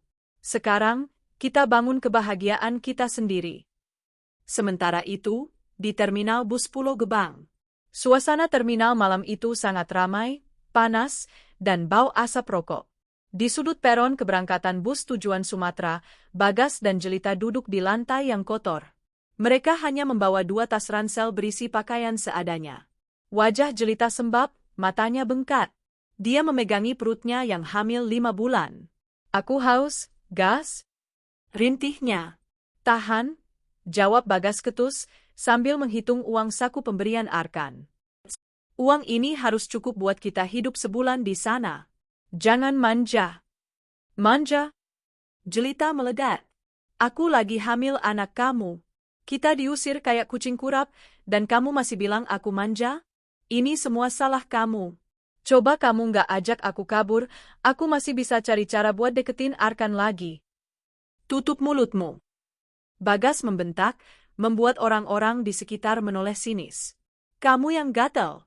Kamu yang nggak mau hidup susah sama Arkan dulu. Sekarang rasen. Mantan yang kamu buang itu sekarang jadi raja, dan kita jadi gembel. Mereka terdiam, saling menyalahkan dalam hati. Di atas mereka, sebuah TV tabung yang tergantung di langit-langit terminal menyiarkan berita infotainment malam. Pasangan fenomenal Arkan Dirgantara dan Alina Salsabila dikabarkan sedang menanti kelahiran anak pertama. Saham Arkan Group melonjak tajam, membuktikan kepercayaan publik pada sosok CEO muda yang setia ini. Layar TV menampilkan wajah Arkan yang tersenyum merangkul Alina yang sedang hamil. Mereka terlihat begitu bercahaya, begitu bahagia, seolah dunia ini milik mereka berdua. Jelita menatap layar itu dengan tatapan kosong. Air matanya menetes lagi, kali ini bukan karena marah, tapi karena penyesalan yang teramat dalam. Dia melihat apa yang seharusnya menjadi miliknya, kini dimiliki oleh wanita yang dulu dia anggap remeh. Udah, jangan diliatin. Bagas menarik tangan Jelita kasar saat bus ekonomi tua yang akan membawa mereka datang. Itu bukan dunia kita lagi. Ayo naik. Dengan langkah berat, 2 pengkhianat itu naik ke dalam bus panas yang akan membawa mereka jauh dari kemewahan Jakarta, menuju kehidupan baru yang penuh ketidakpastian dan penyesalan seumur hidup. 6 bulan kemudian. Lorong rumah sakit VVIP Arkan Medika terasa lebih dingin dari biasanya bagi Arkan. Pria yang biasanya mampu mengendalikan ribuan karyawan dan memutar triliunan rupiah di pasar saham itu, kini tampak rapuh. Wajahnya pucat, keringat dingin membasahi keningnya. Dia terus berjalan mondar-mandir di depan pintu ruang bersalin. Duduklah, Nak Arkan. Alina wanita yang kuat, hibur ibu, meskipun tangannya sendiri gemetar memegang tasbih. Sudah 2 jam, Bu, suara Arkan serak. Kenapa lama sekali? Apa ada yang salah? Apa pinggul Alina terlalu kecil? Apa saya harus panggil dokter dari Singapura? Ayah yang duduk di kursi roda terkekeh pelan. Tenang, Arkan. Melahirkan itu perjuangan hidup dan mati. Biarkan dokter bekerja. Tiba-tiba, suara tangisan bayi yang lantang memecah ketegangan di lorong itu. Oh! Arkan mematung. Kakinya lemas seketika, nyaris membuatnya terduduk di lantai. Tangisan itu, suara kehidupan baru yang berasal dari wanita yang paling dicintainya. Pintu terbuka. Dokter Wijaya keluar dengan senyum lebar yang menenangkan. Selamat, Tuan Arkan. Putra Anda sudah lahir. Sehat, lengkap, dan tampan. Nyonya Alina juga dalam kondisi stabil. Tanpa menunggu 2 kali, Arkan menerobos masuk. Dia mengabaikan protokol sterilisasi yang biasanya ketat. Para perawat hanya tersenyum memaklumi tingkah sang pemilik rumah sakit. Di atas ranjang, Alina terbaring lemah. Wajahnya pucat, rambutnya basah oleh keringat, namun senyum di bibirnya adalah senyum paling indah yang pernah Arkan lihat seumur hidupnya. Di pelukannya, ada buntalan kain biru muda. Mas, sapa Alina lirih. Arkan mendekat, air matanya tumpah tanpa bisa ditahan. Dia mencium kening Alina lama sekali, menyalurkan rasa syukur dan cinta yang meluap-luap. Terima kasih, sayang, terima kasih sudah berjuang, bisik Arkan bergetar. Dia kemudian menatap bayi mungil itu. Wajahnya perpaduan sempurna antara mereka berdua. Hidung mancung Arkan, dan bentuk bibir Alina. Arkan mengangkat bayi itu perlahan, lalu mendekatkan wajahnya ke telinga kanan sang bayi. Dengan suara merdu yang bergetar karena haru, ia melantunkan azan. Allahu Akbar, Allahu Akbar. Gema azan itu menggetarkan hati semua orang di ruangan itu. Itu adalah proklamasi kemenangan. Kemenangan cinta atas pengkhianatan. Kemenangan kebahagiaan atas penderitaan. Namanya siapa, Mas? Tanya Alina setelah azan selesai. Arsha Gibran Dirgantara, jawab Arkan mantap. Arsha artinya, yang bertahta di langit, Gibran artinya, yang paling pandai. Dia akan menjadi pemimpin yang kuat sepertiku, dan berhati lembut sepertimu. Berita kelahiran pewaris tunggal Arkan Group menjadi headline nasional selama seminggu penuh. Karangan bunga membanjiri lobi rumah sakit hingga meluber ke halaman parkir. Hadiah-hadiah mewah berdatangan dari kolega bisnis, mulai dari set perhiasan emas untuk bayi hingga saham blue chip yang dihadiahkan atas nama Arsha. Di sisi lain, ribuan kilometer dari Jakarta, di sebuah pedalaman perkebunan sawit di Jambi yang sunyi dan becek. Langit mendung menggantung gelap, seolah ikut berduka melihat nasib 2 manusia yang sedang berteduh di sebuah gubuk reot berlantai tanah. Bagas, mana uang setoran hari ini? Mandor marah besar kalau kita telat lagi, teriak jelita. Suaranya serak dan kasar, tidak ada lagi kelembutan wanita kota yang dulu ia banggakan. Jelita kini terlihat 10 tahun lebih tua. Kulitnya yang dulu putih mulus berkat perawatan mahal, kini kusam dan terbakar matahari. Rambutnya diikat asal-asalan. Dia sedang menggendong bayi perempuan yang kurus dan rewel, anak hasil perselingkuhannya dengan Bagas. Bayi itu menangis karena lapar, tapi air susu jelita tidak keluar karena stres dan kurang gizi. Bagas keluar dari balik gubuk dengan wajah lebam dan bibir pecah. Dia baru saja dipukuli oleh preman pasar karena ketahuan mencurangi timbangan sawit demi mendapat uang tambahan. Diam lu, bentak Bagas kasar, menendang ember plastik hingga terpental. Gue abis digebukin, lu malah nanyain duit. Duit dari mana? Gaji gue dipotong buat bayar utang judi. Judi lagi? Jelita menjerit histeris, air matanya bercampur dengan air hujan yang mulai turun. Ya Allah, Bagas, anak kita butuh susu. Beras abis. Kamu malah main judi. Salah lu sendiri. Bagas menunjuk muka jelita dengan telunjuk kotor. Coba dulu lu nggak kegatelan godain gue. Coba dulu lu nggak ngerayu gue buat ninggalin Alina. Gue sekarang udah hidup enak. Gue pasti lagi duduk di sofa empuk, gendong anak gue sama Alina. Gue nyesel kenal sama lu, Bagas. Lu laki-laki paling gak berguna. Gue lebih nyesel, jelita. Lu bawa sial di hidup gue. Mereka bertengkar hebat di tengah hujan deras, saling menyalahkan, saling memaki. Tidak ada cinta yang tersisa. Nafsu sesaat yang dulu mereka agung-agungkan, kini berubah menjadi kebencian yang menggerogoti jiwa. Di kejauhan, sebuah televisi tabung di warung kopi milik mandor perkebunan sedang menyiarkan berita infotainment. Pesta penyambutan kelahiran putra pertama Arkan Dirgantara digelar sangat mewah. Arkan terlihat memberikan hadiah 1 unit villa di Bali untuk sang istri tercinta, Alina Salsabila, sebagai tanda terima kasih. Bagas dan Jelita terdiam melihat berita itu dari kejauhan. Mereka melihat wajah Alina yang berseri-seri, wajah Arkan yang penuh kasih sayang. Jelita merosot duduk di tanah becek, memeluk anaknya yang menangis. Harusnya aku yang dapat villa? Racau Jelita seperti orang gila. Bagas hanya menatap kosong ke arah hujan.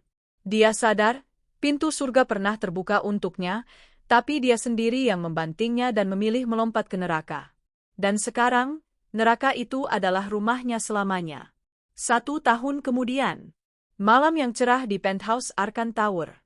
Pesta ulang tahun pertama Arsha baru saja selesai. Para tamu sudah pulang, menyisakan kehangatan yang masih terasa. Aku berdiri di balkon, menatap hamparan lampu kota Jakarta yang berkelap-kelip seperti lautan berlian. Angin malam menerpa wajahku lembut. Sepasang lengan kekar memelukku dari belakang. Arkan menyandarkan dagunya di bahuku, aroma parfum woodinya yang maskulin menenangkan saraf-sarafku. Melamun apa, Ratu? Bisiknya. Aku menoleh, tersenyum pada pria yang telah mengubah definisi bahagia dalam hidupku. Cuma mikir, Mas, dulu aku mengira hari akad nikah itu adalah hari kiamat. Hari di mana aku merasa jadi wanita paling hina dan menyedihkan. Arkan mengeratkan pelukannya. Dan sekarang? Sekarang aku sadar, aku memutar tubuh, menatap mata suaminya yang teduh. Kejadian hari itu bukan musibah. Itu adalah cara Tuhan menyelamatkan aku dari orang yang salah untuk dipertemukan dengan orang yang tepat. Aku mengelus pipi Arkan. Kalau Bagas tidak kabur, aku tidak akan pernah tahu rasanya dicintai sehebat ini olehmu. Aku tidak akan pernah punya Arsha. Arkan tersenyum, lalu menunjuk ke langit di atas kami. Lihat bintang itu, Al? Gelapnya malam justru membuat bintang bersinar makin terang. Masa lalumu yang kelam itulah yang membuat kamu bersinar seperti sekarang. Kamu bukan lagi Alina yang menangis di kamar rias. Kamu adalah Alina Dirgantara, istriku, belahan jiwaku. Terima kasih, Mas Arkan. Terima kasih kembali, Alina. Arkan menunduk, mencium bibirku lembut di bawah sinar rembulan. Di dalam rumah, terdengar tawa kecil Arsha yang sedang bermain dengan Bimo dan kakek neneknya. Hatiku penuh. Ya, hidup ini memang tentang tabur tuai. Mereka yang menabur pengkhianatan, menuai kehancuran dalam kesepian. Dan aku, yang menabur kesabaran dan keikhlasan di tengah badai air mata, kini menuai kebahagiaan yang tak berujung. Aku menutup mataku, menikmati pelukan suaminya, dan tersenyum menyambut masa depan yang cerah. Kisah sakit hatiku telah berakhir, berganti dengan kisah cinta yang abadi. 10 tahun kemudian, matahari sore bersinar lembut menyinari pelataran parkir sebuah pusat perbelanjaan elit di Jakarta Pusat. Angin sepo-sepo memainkan dedaunan pohon palem hias yang berjejer rapi. Di depan lobi utama, sebuah mobil Alphard putih mengkilap berhenti dengan mulus. Pintu otomatis terbuka, menurunkan seorang anak laki-laki berusia sekitar 10 tahun. Ia mengenakan seragam sekolah internasional yang rapi, dasi masih terpasang sempurna di lehernya. Dia adalah Arsha Gibran Dirgantara. Wajahnya adalah perpaduan sempurna kedua orang tuanya, rahang tegas dan tatapan tajam milik Arkan, serta senyum lembut dan mata teduh milik Alina. Di punggungnya tergantung tas ransel bermerek, dan di tangan kanannya ia memegang sebuah piala emas besar bertuliskan juara 1 lomba pidato bahasa Inggris tingkat nasional. Arsha, tunggu Mama di lobi ya. Mama mau ke toilet sebentar, ucap Alina dari dalam mobil. Alina turun sejenak untuk memastikan putranya aman. Di usianya yang kini menginjak kepala 3 lebih, Alina terlihat jauh lebih mempesona daripada masa mudanya. Kecantikannya matang, Auranya berkelas, dan setiap gerakannya memancarkan kepercayaan diri seorang wanita yang dicintai sepenuh hati. Siap, Ma? Jangan lama-lama, Arsha mau beli es krim, jawab Arsha yang sambil mencium tangan ibunya. Alina tersenyum, mengacak rambut putranya, lalu masuk kembali ke dalam gedung. Arsha berdiri di dekat pintu masuk lobi, mengamati orang-orang yang berlalu lalang dengan sepatu mahal dan baju-baju branded. Tiba-tiba, suara keributan di dekat pos satpam menarik perhatiannya. Lepasin! Aku nggak nyuri! Sumpah! Teriak suara anak perempuan yang cempreng dan ketakutan. Halah, alasan? Tadi saya lihat kamu masukin roti ke balik baju kamu. Mana orang tuamu? Anak gembel berani-beraninya masuk mall, bentak seorang satpam bertubuh besar sambil mencengkeram lengan seorang gadis kecil yang kurus kering. Gadis itu, yang usianya mungkin sebaya dengan Arsha, terlihat sangat kontras dengan lingkungan sekitarnya. Bajunya lusuh, warnanya pudar, dan ukurannya terlalu besar untuk tubuhnya yang kerempeng. Rambutnya kusam, dipotong pendek asal-asalan seperti bekas digunting sendiri. Dia menangis terseduh-seduh sambil memegang perutnya yang berbunyi. Arsha, yang selalu dididik Arkan untuk menjadi ksatria pelindung bagi yang lemah, melangkah mendekat tanpa ragu. Pak Satpam, tunggu, ucap Arsha tenang. Suaranya masih anak-anak, tapi intonasinya tegas dan berwibawa, persis seperti ayahnya saat memimpin rapat. Satpam itu menoleh. Melihat seragam sekolah mahal, sepatu bersih, dan penampilan Arsha yang jelas berasal dari kalangan VVIP, nada suaranya langsung berubah sopan, bahkan sedikit takut. Aden. Ini Den, anak gembel ini nyuri roti di minimarket pojok sana. Mau saya bawa ke pos polisi? Arsha menatap gadis itu. Mata mereka bertemu. Di mata gadis itu, Arsha melihat ketakutan dan rasa lapar yang amat sangat. Kamu lapar? Tanya Arsha lembut. Gadis itu mengangguk takut-takut, air matanya membuat jalur bersih di pipinya yang berdebu. Ibu sakit. Belum makan 2 hari. Aku cuma mau kasih ibu roti. Hati Arsha mencelos. Di rumahnya, makanan selalu berlimpah, bahkan sering bersisa. Sementara di sini, ada anak yang harus mencuri demi sepotong roti untuk ibunya yang sakit. Arsha meletakkan pialanya di lantai, lalu mengeluarkan dompet kulit pemberian ayahnya. Dia mengambil selembar uang berwarna merah. 100.000 rupiah. Ini, Pak, buat bayar rotinya. Kembaliannya buat Bapak aja. Tolong lepasin dia. Satpam itu terbelalak melihat uang itu. Waduh, Den, ini kebanyakan. Rotinya cuma 10.000. Enggak apa-apa. Anggap saja sedekah. Lepasin dia, kasihan tangannya sakit. Satpam itu melepaskan cengkeramannya dengan canggung. Gadis kecil itu langsung jatuh terduduk, memeluk roti yang sudah gepeng itu erat-erat di dadanya, seolah itu adalah berlian paling berharga. Terima kasih, Kak, ucap gadis itu terbata-bata. Dia merangkak mendekat dan mencium tangan Arsha sebagai tanda terima kasih. Siapa namamu? Tanya Arsha ramah sambil membantunya berdiri. Laras, dengerin aku ya. Mencuri itu nggak baik. Kalau kamu butuh makan, kamu bisa minta tolong baik-baik. Pasti ada orang baik yang mau kasih, nasihat Arsha dewasa. Tiba-tiba, seorang wanita parubaya dengan pakaian compang-camping berlari tergopoh-gopoh dari arah jalan raya. Wajahnya tua sebelum waktunya, keriput memenuhi sudut matanya yang cekung. Kulitnya hitam terbakar matahari, dan giginya sudah ada yang tanggal. Laras, ya ampun, Nak. Kamu diapain? Teriak wanita itu histeris, suaranya serak seperti orang yang terlalu banyak menangis dan berteriak. Laras berlari memeluk ibunya. Bu, kakak ini nolongin Laras. Laras ketahuan ambil roti, kakak ini yang bayarin. Wanita itu mendongak, menatap Arsha dengan pandangan campur aduk antara malu, takut, dan terima kasih. Makasih, dan maafin anak saya, kami orang susah, maafin kelancangan anak saya. Wanita itu membungkuk-bungkuk berlebihan. Baunya apek, campuran keringat dan debu jalanan. Tepat saat itu, pintu kaca lobi terbuka. Alina keluar dengan langkah anggun.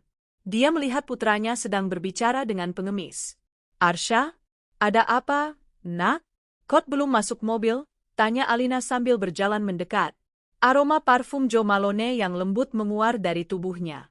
Wanita compang-camping itu menoleh mendengar suara yang begitu familiar namun terasa asing di telinganya sekarang. Saat mata mereka bertemu, waktu seolah berhenti berputar. Tubuh wanita itu menegang kaku. Matanya membelalak lebar, seakan melihat hantu dari masa lalu yang datang menghakimi. Dia mundur beberapa langkah, kakinya gemetar hebat hingga nyaris terjatuh. Alina, desis wanita itu dengan suara parau yang nyaris tak terdengar. Alina menghentikan langkahnya. Dia menyipitkan mata, mengamati sosok wanita kusam di hadapannya. Kerutan di wajah itu, bentuk hidung itu, tahi lalat di leher itu. Alina mengenalnya. Meski tertimbun debu jalanan dan penderitaan bertahun-tahun, Alina tidak akan pernah lupa wajah orang yang pernah menghancurkan hatinya. Jelita, bisik Alina tak percaya.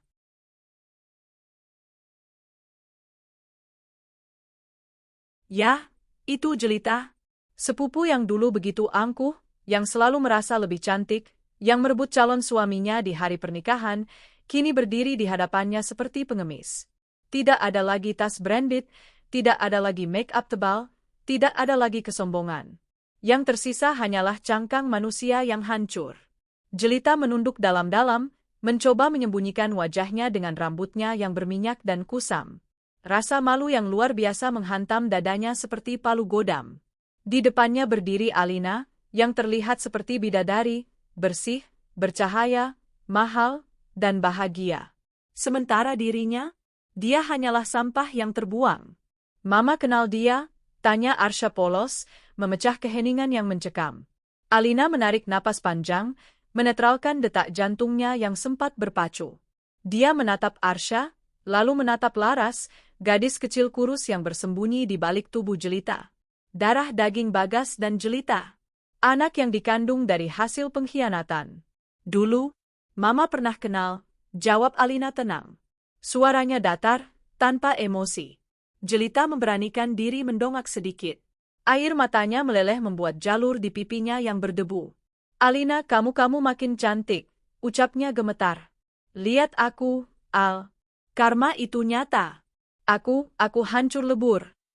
Di mana Bagas? Tanya Alina singkat. Jelita tertawa miris, tawa yang terdengar menyakitkan dan gila. Mati. 3 tahun lalu di Jambi. Kena TBC karena kebanyakan ngerokok dan minum oplosan. Dia ninggalin utang banyak, dikejar rentenir sana-sini. Makanya aku kabur balik ke Jakarta sama Laras. Tapi di sini aku nggak punya siapa-siapa. Orang tua kita udah meninggal, rumah disita ban, aku tidur di kolong jembatan. Alina terdiam. Bagas, cinta pertamanya yang dulu ia agung-agungkan, berakhir tragis di tanah perantauan tanpa kehormatan. Ada rasa sesak, tapi bukan rindu. Hanya rasa kasihan sebagai sesama manusia. Ini anakmu? Alina menunjuk Laras. Iya, namanya Laras. Dia nggak salah apa-apa, Al. Dia cuma korban kebodohanku dan Bagas. Jelita mendorong Laras pelan ke depan. Nak, cium tangan Tante Alina. Dia ratu yang dulu ibu sakiti. Dia orang baik. Laras menatap Alina takut-takut, lalu dengan ragu mencium tangan Alina. Tangan Alina yang halus, terawat, dan wangi kontras sekali dengan tangan Laras yang kasar dan kotor. Alina tidak menarik tangannya. Dia justru berjongkok, menyamakan tingginya dengan Laras. Dia merapikan rambut anak itu yang berantakan. Laras, ucap Alina lembut namun tegas. Tatapannya menembus mata gadis kecil itu. Dengar Tante baik-baik. Hidup orang tuamu mungkin kelam, tapi masa depanmu masih suci. Jangan pernah mengambil hak orang lain, sekecil apapun itu. Jangan pernah mengkhianati kepercayaan orang. Jadilah wanita yang punya harga diri, biar kamu nggak bernasib sama kayak ibumu. Laras mengangguk, matanya berkaca-kaca. Iya, Tante. Laras janji. Alina berdiri kembali. Dia membuka tas Chanel-nya, mengambil sebuah kartu nama dan amplop berisi uang tunai yang cukup tebal, uang yang seharusnya untuk belanja bulanan Arsha. Jelita, panggil Alina. Jelita tersentak, bahunya bergetar. Ya? Ambil ini, Alina menyodorkan amplop itu. Gunakan buat modal dagang. Jual nasi uduk, gorengan, atau apa aja. Yang penting halal. Jangan mengemis, dan demi Tuhan, jangan biarkan anakmu mencuri lagi atau jadi pengemis. Putus rantai kemiskinan dan dosa itu di kamu. Jelita menerima amplop itu dengan tangan gemetar hebat. Dia ingin bersujud di kaki Alina, tapi tatapan tajam Alina menahannya. Dan kartu nama ini, lanjut Alina, menyerahkan kartu nama yayasan. Bawa ke Yayasan Arkan Peduli di alamat itu. Temui Bu Rina. Bilang saya yang suruh. Mereka akan urus sekolah Laras dan tempat tinggal sementara yang layak buat kalian. Biar Laras dapat pendidikan. Tangis Jelita pecah. Dia meraung pelan, menutup wajahnya dengan tangan kotornya. Alina, kenapa? Kenapa kamu masih baik sama aku? Aku jahat, Al. Aku ngancurin pernikahanmu. Aku ambil Bagas dari kamu. Aku pantas mati. Alina tersenyum tipis, senyum kemenangan yang penuh kedamaian. Dia merangkul pundak Arsha, menarik putranya mendekat. Karena aku sudah bahagia, Jelita. Kebahagiaanku bersama Arkan dan Arsha sudah menutup semua luka itu. Bagas mengambil dirinya sendiri dari hidupku, dan itu adalah anugerah terbesar. Aku menolongmu bukan karena aku lupa kesalahanmu, tapi karena aku ingin anak ini, Alina menunjuk Laras, punya kesempatan untuk jadi orang benar. Jangan wariskan sifat pengkhianat padanya. Sebuah mobil sport hitam berhenti di belakang mobil Alina. Suara mesinnya menderu halus. Arkan turun dengan gagah, masih mengenakan setelan jas kantornya yang pas badan. Aura kekuasaannya membuat orang-orang di sekitar segan. Dia menghampiri istri dan anaknya. Ada apa ini, sayang? Kok belum masuk? Tanya Arkan sambil merangkul pinggang Alina posesif. Arkan menatap wanita kumal di hadapannya. Matanya menyipit sejenak, lalu dia mengenali sosok itu di balik debu dan keriput. Jelita, gumam Arkan datar. Jelita semakin menunduk, tubuhnya menciut. Dia tidak berani menatap mata tajam mantan kekasih yang dulu dia campakkan karena miskin. Pria yang kini berdiri di hadapannya seperti raja dunia. Sudah selesai, Mas, kata Alina menenangkan suaminya, mengelus lengan Arkan. Cuma sedekah sedikit. Ayo kita pulang. Arsha baru menang lomba pidato, kita harus rayakan. Arkan mengangguk mengerti. Dia tidak perlu bertanya lebih banyak. Dia tahu istrinya terlalu baik. Dia menatap Jelita sekilas dengan pandangan kosong, tidak ada benci, tidak ada cinta, hanya ketidakpedulian total. Bagi Arkan, wanita di hadapannya ini hanyalah orang asing yang tak berarti apa-apa. Ayo, jagoan papa, ajak Arkan pada Arsha, mengambil piala dari tangan anaknya. Hebat kamu. Dah, Laras, lambai Arsha ceria. Ingat pesan mamaku ya. Jangan nyuri lagi. Mereka bertiga masuk ke dalam mobil mewah itu. Pintu tertutup rapat, memisahkan dua dunia yang berbeda bagai langit dan bumi. AC yang dingin dan aroma kulit jok mobil yang mewah menyambut mereka. Mobil itu melaju perlahan meninggalkan pelataran parkir. Dari kaca spion, Alina melihat Jelita masih berdiri mematung di trotoar sambil mendekap Laras dan amplop pemberiannya. Wanita itu menangis terseduh-seduh di bawah sinar matahari sore yang mulai meredup, menatap kepergian mobil Alina seolah menatap surga yang tak akan pernah bisa ia gapai. Kamu wanita yang luar biasa, Al, puji Arkan lembut sambil menggenggam tangan istrinya yang diletakkan di atas paha. Alina menyandarkan kepalanya di bahu kokoh Arkan. Aku cuma melakukan apa yang harus dilakukan, Mas. Biarlah masa lalu jadi pelajaran buat mereka. Yang penting sekarang. Alina menoleh ke kursi belakang, di mana Arsha sedang sibuk menceritakan isi pidatonya dengan semangat. Kita punya masa depan yang harus dijaga. Dan aku bersyukur, masa depanku adalah kamu. Arkan tersenyum, mencium kening Alina. Langit Jakarta perlahan berubah menjadi jingga keemasan. Di dalam mobil yang nyaman itu, tawa bahagia keluarga kecil Arkan Dirgantara terdengar hangat.